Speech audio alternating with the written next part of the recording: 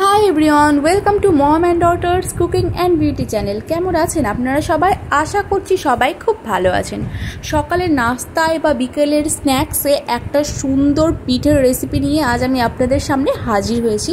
গরম গরম চায়ের সাথে এই গরম গরম পিঠে পরিবেশন করবেন, দেখবেন কতটা মনটা হালকা লাগে আর জাস্ট অসাধারণ এই রেসিপিটা।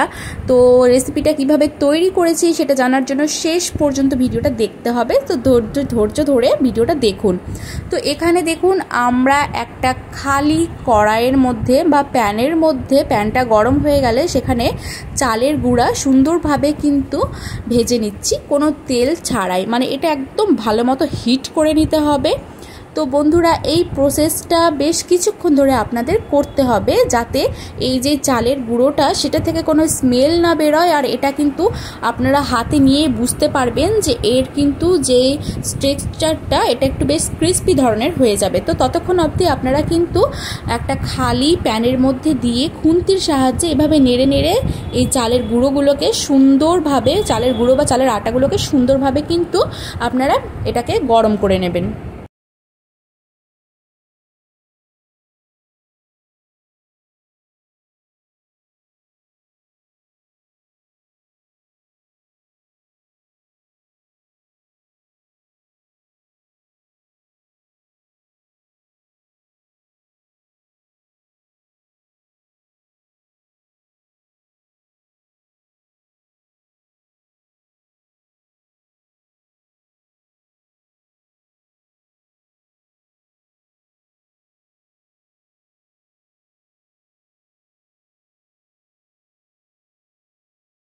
তো দেখুন, চালের গুঁড়ো ভেজে নেওয়ার আমাদের যেই পালা সেটা শেষ। তো এবার আমরা হাতের সাহায্যে নিয়েও দেখলাম এটা সুন্দরভাবে ক্রিস্পি হয়ে গিয়েছিল।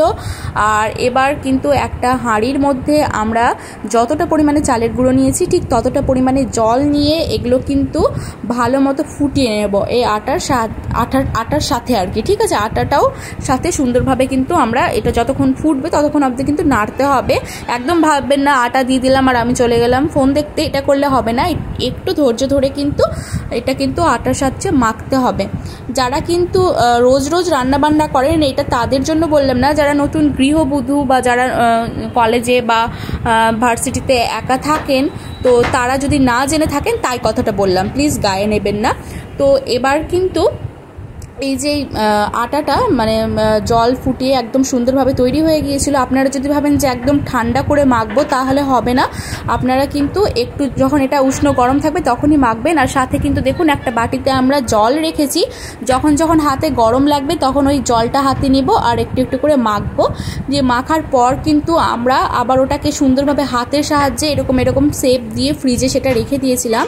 আর এখানে মশলা রেখেছি যা যা আমরা দেবো আর কি, ধনে পাতা, ক্যাপসিকাম, কাঁচা লঙ্কা চেরা কুচনো করা আর কি, তারপর কালো জিরে, আদা কুচনো, এইসব। আর এই যেই আমরা যেই আটার মাখাটা রেখেছিলাম আর কি ফ্রিজে, আপনারা এটার সব থেকে যেই ভালো বৈশিষ্ট্য সেটা হচ্ছে যে এটা আপনারা পুরো 1 মাস ফ্রিজে রেখে সংরক্ষণ করতে পারেন, আবার 1 মাসের থেকে বেশিও রাখতে পারেন।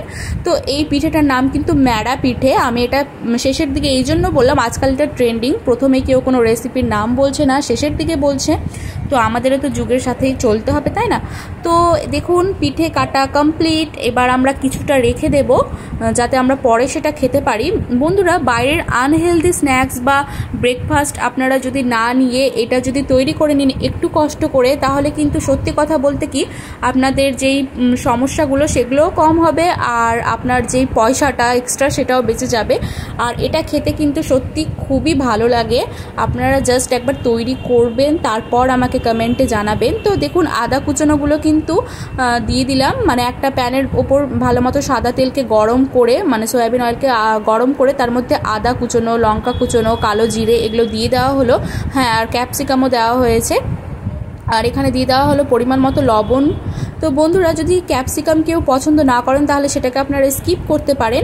এখানে দিয়ে দিলাম হলুদ গুঁড়ো,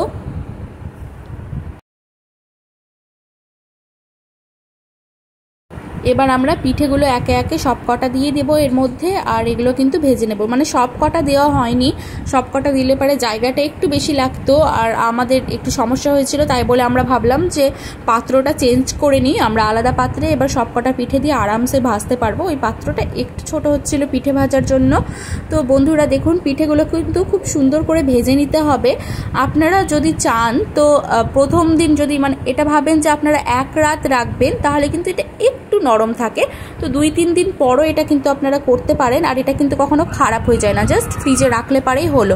তো দেখুন শেষের বেলায় আমরা কিন্তু জিরে গুঁড়ো দিয়ে দিলাম, আর এখানে কটা ধনেপাতা আমরা একদম গার্নিশ করে দিয়ে দিলাম এর মধ্যে, যাতে এটা দেখতে বেশ ভালো লাগে।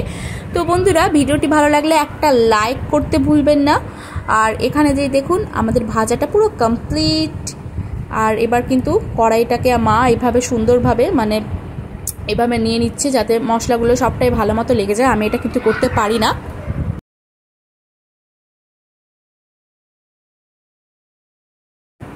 এবার আমরা শেষের বেলা কয়েকটা জাস্ট চিনির দানা এর মধ্যে দিলাম, বেশি দিইনি, তাহলে কিন্তু টেস্টের যে ব্যালেন্সটা সেটা খুব ভালো থাকে।